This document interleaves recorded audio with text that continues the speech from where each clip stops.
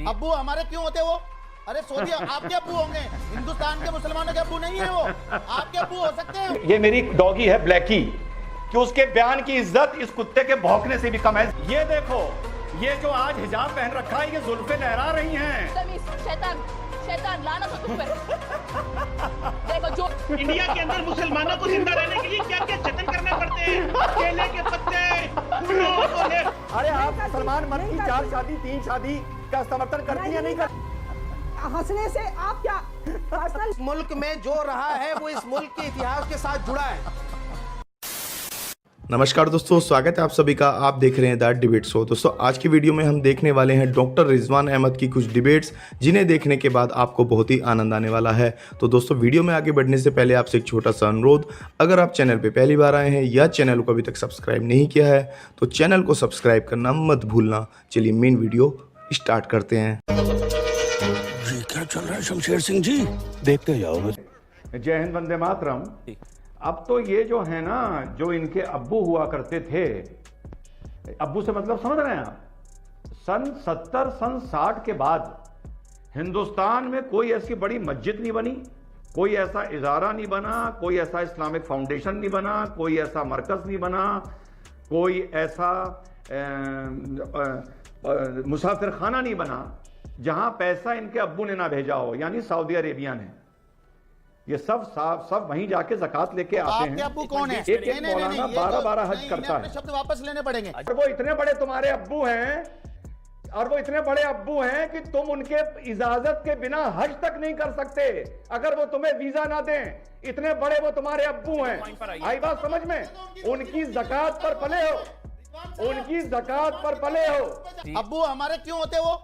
अरे सऊदी आपके अब्बू होंगे, हिंदुस्तान के मुसलमानों के अब्बू नहीं है वो, आपके अब्बू हो सकते हैं वो रिजवान साहब। और आप जो हंसकर और ये बातें करते हैं ना, अब संजीदा ही नहीं है आप डिबेट में। पता नहीं आपको क्यों बुलाते हैं लोग। आपका नाम लिया? नहीं, आपका नाम लिया? नहीं तो मुसलमानों के कैसे बाप हो सकते हैं वो? सऊदी अरब से हमारा क्या ताल्लुक है? हम हिंदुस्तान में रहते हैं, हिंदुस्तान के कानून को मानते हैं, देश के संविधान को मानते हैं। ये कौन होते हैं हमारे अब्बू बताने वाले? अब्बू इनके होंगे वो। आपका तो नाम नहीं लिया उन्होंने। आपका नाम लिया हाजी मेहरा? मुसलमानों का नाम लिया, आपका नाम सारे लिया? मुसलमानों का आपका नाम लिया? मस्जिदों में पैसे की बात बताई। एक काम करते अरे हैं। कोई पैसा सऊदी अरब से मुसलमान नहीं लेता यहाँ पे। हाजी मेहरा दिन आगे बढ़ने दीजिए, डिबेट मत स्पॉइल करिए। नहीं, बस शांत रहिए, आपका नाम लूंगा तब आप बोलेंगे। बस आप शांत हो जाइए। हाजी मेहरा दिन बस हो गया शांत। मैं आपका नाम लूंगा तब बोलेंगे आप। जब मैं आपका नाम लूंगा तब बोलेंगे आप। अरे गलत सही मैं तय करूंगा, अपनी तय करेंगे, अपनी बात अपनी टर्न। यानी कि आप नहीं, आपको कोई नहीं बोलने देगा, फिर आपको कोई नहीं बोलने देगा। अरे आप कौन होते हैं तय करने वाले? ठेका ले रखा है क्या धर्म का? क्या ठेका ले रखा है क्या धर्म का? हमने हैं? ले रखा है ठेका हमने। आपने धर्म का ठेका ले रखा है? ये कहां से टेंडर, ये टेंडर कहां निकला था? अब आगे सुनिए। कितना हिस्सा वहां जाता है? अरे इसको बंद करवाओ। हाजी मेरा दिन, अरे इसको बच्चों से करवाओ यार, ये क्या तरीका है यार? कहां से जाहिल पकड़ के लाए हो? समझ गया मैं। ओवैसी साहब ने ये बोला क्योंकि उस आदमी का इतना कद है जिसपे हम रिएक्शन दे सकते हैं। इस आदमी का इतनी औकात नहीं है, मैं किसी का नाम नहीं ले रहा, कि जिस पर हम रिएक्शन दें। ओवैसी साहब ने बोला प्राइवेट स्कूलों का सर्वे करो। ओवैसी साहब ने बोला आरएसएस के स्कूलों का सर्वे करो। वाह वाह वाह वाह। तो रुको जरा, सबर करो। अब क्यों हंस रहे हो भाई? आपका नाम थोड़ी लिया भाई। रिजवान भाई आप मुझे अपनी बात बोलने करें। दो। रिजवान भाई आप अपनी बात करें। आपकी बात का गलत मतलब क्यों निकालना है? इसलिए कि मैं कुत्ते को भौंकता हुआ देख रहा हूँ। जी इसलिए आप क्यों मतलब निकाल रहे हैं? अब आप साजिद रशीदी, अब आप गलत जा रहे हैं। आप उन्होंने आपको तो कुत्ता नहीं कहा। नहीं, आप गलत बात है, गलत बात है। आपने कहा कि जूते चप्पल से स्वागत करो, फिर पलट गए, इसका मतलब मारना नहीं। मैंने रिजवान का नाम, अब आप कह रहे हैं मैं कुत्ते को सुन रहा हूं बोलता हुआ, इसलिए हंस रहा हूं, फिर आप पलट रहे हैं। तीसरी बार में सर, फिर इस पैनल में जो जो मर्यादा लांघेगा और आपको जो जो बोलेगा, फिर उसकी जिम्मेदारी मेरी नहीं होगी, मैं पहले बता दे रहा हूं। रिजवान जी अपनी बात पूरी कीजिए। आपके पास, अगर मेरे पास भी उस बात का जवाब नहीं है कि जूते चप्पल से स्वागत करने का मतलब कौन सी डिक्शनरी में ये लिखा है कि हम जूते मारने की बात कर रहे हैं। कुछ लोगों के बयान ऐसे होते हैं जिस पर रिएक्शन देने से बेहतर, अब यहां भी मैं किसी का नाम नहीं ले रहा, जिन पर रिएक्शन देने से बेहतर, ये मेरी डॉगी है ब्लैकी, इसके भौंकने पर मैं रिएक्शन भले दे दूं, उनके बयान पर नहीं दूंगा। ब्लैकी नाम है इसका।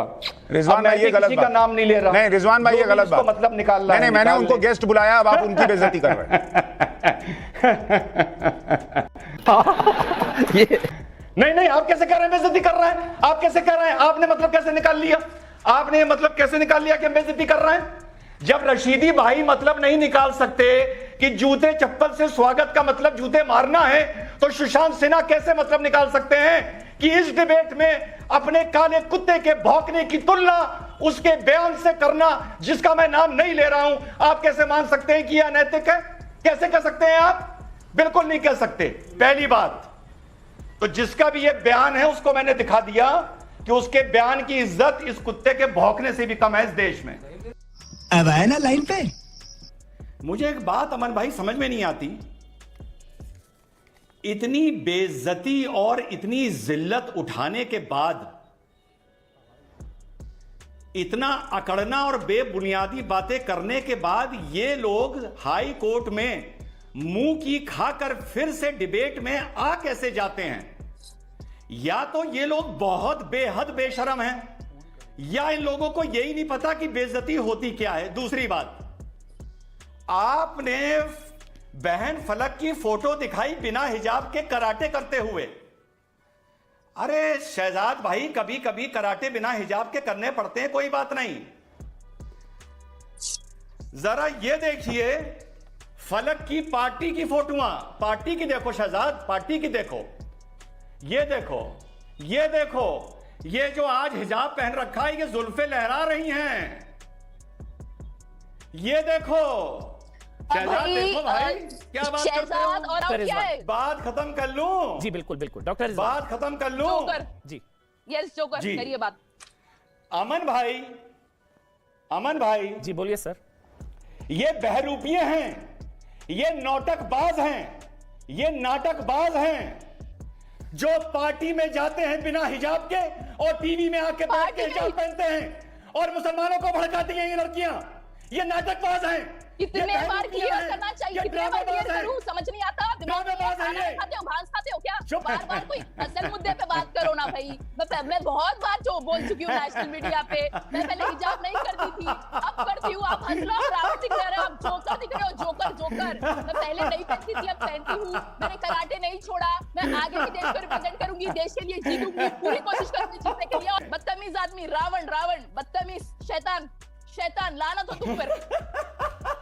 देखो जोकर हंसता है, जोकर की तरह पागल। देखिए एक मिनट, ये बढ़िया था गुरु।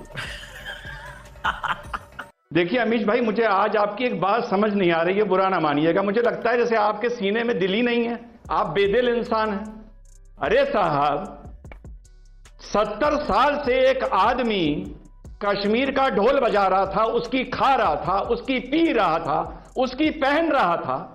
हमारे बेदिल प्रधानमंत्री ने और बेदिल हमारे गृह मंत्री ने 70 सेकंड में उस पर पानी फेर दिया, भूखा मार दिया, कपड़े उतार दिए, नंगा कर दिया। अब क्या वो बोलेंगे नहीं पाकिस्तानी? आपके सीने में दिल ही नहीं है? चीमा, मैं तुम्हारे साथ खड़ा हूं, हिंदुस्तान का मुसलमान। इस दुख की घड़ी में तुम लोग नंगे हो गए हो, नंगे। और तुम्हारे लिए ये लेके आया हूं केले का पत्ता, और इसमें मैंने बना दिए छेद। अपने प्रधानमंत्री से कहो ये केले का पत्ता लपेटे और जाके यूनाइटेड नेशन के बाहर सीढ़ियों पर बैठे। ये हिंदुस्तान का मुसलमान का पैगाम है तुम्हारे लिए, और मैं तुम्हारे साथ खड़ा हूं आज। मैं तुम्हारे साथ हूं। क्या क्या जतन करने पड़ते हैं इंडिया के अंदर जिंदा रहने के लिए? इंडिया के अंदर मुसलमानों को जिंदा रहने के लिए क्या क्या जतन करने पड़ते हैं? केले के पत्ते, फूलों को ले फूल पेश करने पड़ते हैं बीजेपी को, आरएसएस के पांव को हाथ लगाने पड़ते हैं। भाई क्या क्या करना पड़ता है आपको? आरएसएस के पांव को हाथ, बीजेपी को माफिया, केले के पत्ते, केले लेने पड़ते हैं, देने पड़ते हैं। क्या क्या काम करने पड़ते हैं आपको? मुझे अफसोस हो रहा है। तुम लोग को नंगा कर दिया। मैं नरेंद्र मोदी का की खिलाफत करता हूँ। अरे ऐसे कोई किसी को नंगा करता है क्या?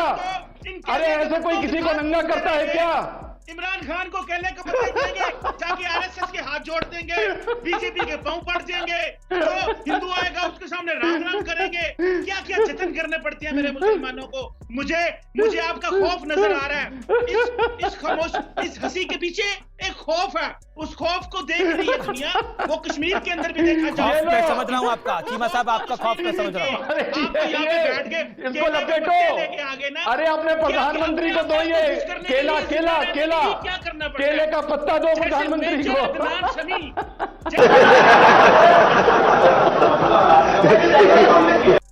अब हम लोगों को अपनी एक आइडेंटिटी बनानी थी। अब जैसे ये कैंपस फ्रंट ऑफ इंडिया है, इसने लड़कियों को ये नहीं सिखाया कि बेटा आप लोगों को कम से कम क्लास में शुरू के टॉप 5 पोजीशन में कम से कम 2 या 3 पोजीशन पर मुसलमान लड़कियां आनी चाहिए। हम आपके लिए कोचिंग करवाएंगे, आप पढ़िए, मेहनत करिए, आईएएस बनिए। नहीं, उनको एक अच्छा तरीका मिला मुसलमान की आइडेंटिटी बनाने का, भैया हिजाब पहन लो और हिजाब के नाम पर बवाल कर दो। और जैसे इन्होंने सीए में किया था, ये हर बवाल में कुछ ये शेरनियां पैदा कर देते हैं। शेरनियां, आहा, सीए के टाइम पर एक दादी पैदा कर दी थी, वो दादी दादी का हल्ला मचता रहा, अब इन्होंने ये शेरनी पैदा कर दी। जब यही शेरनी, अमीश भाई, यही शेरनी शादी के बाद ये कहेगी कि मैं चाहती हूं कि मेरा शौहर दूसरी शादी ना करे, वो शरिया की गलत बात है, तो ये लोग जो उसको शेरनी बना रहे हैं उसको जूते मारेंगे, जूते। उसको भाजपा का दलाल कहेंगे, दलाल। यास्मीन फारूकी कुछ कहना चाह रही है। एक एनालिसिस की है, ये बार बार कैसे बोल रहे हैं, हर कुछ बोले जा रहे हैं। एक एनालिसिस कीजिए, ऐसा करिए, एक टीम बिठाइए और मालूम करिए कि कितने मुसलमान और मर्दों ने शादी कर ली है 4-4। बात कहाँ की होती है, लेके कहीं जाते हैं। बात हिजाब की है और बात कहीं की कर रहे हैं। जो बात है उस पे, मुद्दे पे बात करिए ना। अच्छा, हिजाब 4 शादियां, 3 शादियां, बात हिजाब की है यहाँ पे, और आप 4 शादियों पे जा रहे हो।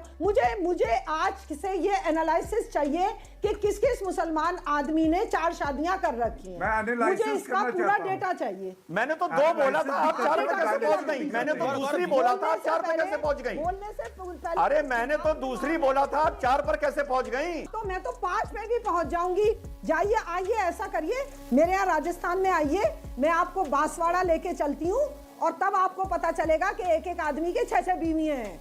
आइए बात करते हैं, जब पूरा दुनिया भर की आप, पर उसके लिए कानून है।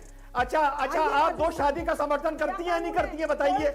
आप मुसलमान मर्द की 4 शादी का समर्थन करती हैं या नहीं करती हैं, बताइए?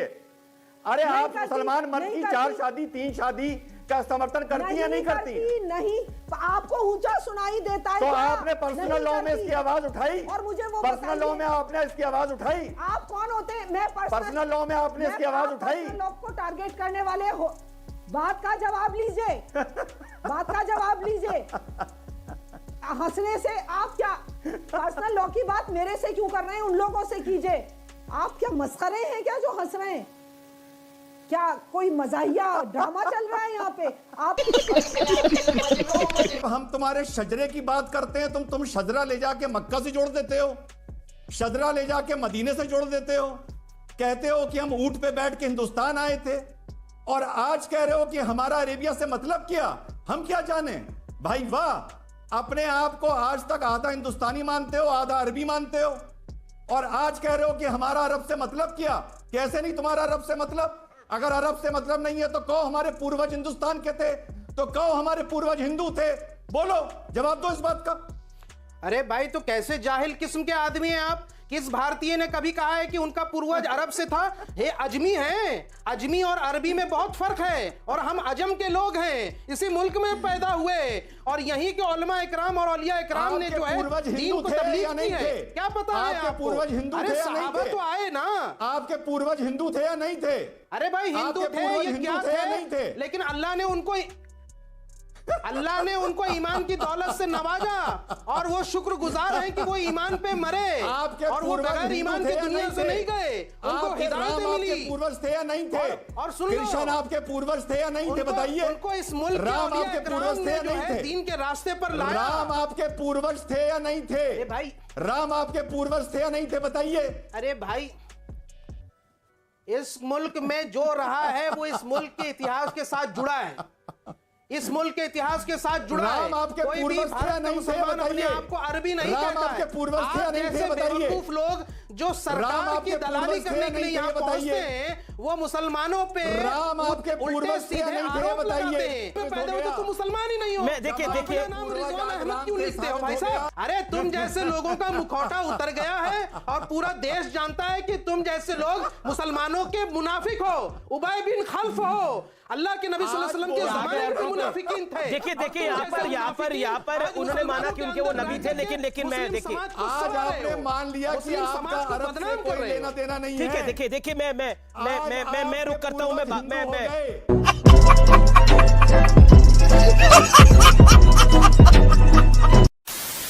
दोस्तों अगर आपने वीडियो अंत तक देखी है तो उम्मीद है आपको वीडियो पसंद आई होगी। डॉक्टर रिजवान अहमद की हंसी के बारे में आपकी क्या राय है कमेंट्स करके जरूर बताना। वीडियो को अंत तक देखने के लिए आपका बहुत बहुत धन्यवाद। मिलते हैं बहुत जल्द अगली वीडियो में, तब तक के लिए जय हिंद, वंदे मातरम।